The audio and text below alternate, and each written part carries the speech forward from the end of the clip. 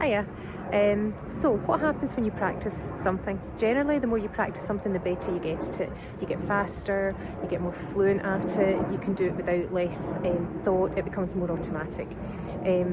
So think back to learning to drive a car. When you first learn to drive a car, you have to give a huge amount of thought to all the different things that your body has to do. So depressing the clutch, taking your foot off the gas, shifting the gear stick, finding the biting point, all of those things, they don't come easily, they need effort and conscious thought.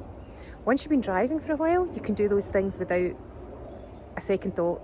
Literally, you can have a conversation with somebody in the passenger seat while you're doing them. You can listen to something absorbing on the radio, and you can still perform those behaviours fluently and easily.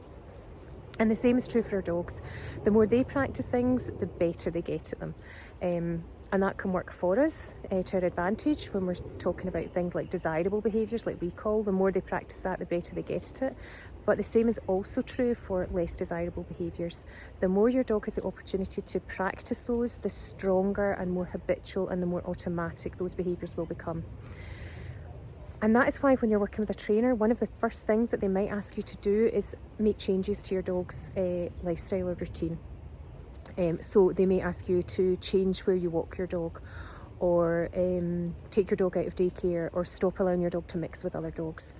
And the reason for that isn't avoidance, it's to prevent rehearsal of those undesirable behaviours, because the more your dog rehearses, the better they get at them. So we want to change things so that your dog is not put in a position where he feels the need to display those undesirable behaviours. So if your trainer does ask you to make these changes, there's a good reason for it.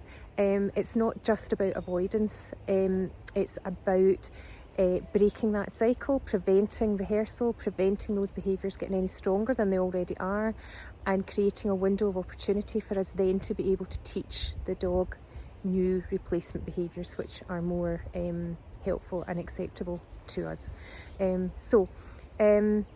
Any comments or thoughts, pop them below, and we can have a chat. And thanks for listening, and I hope you're all well. I'll speak to you soon. Bye.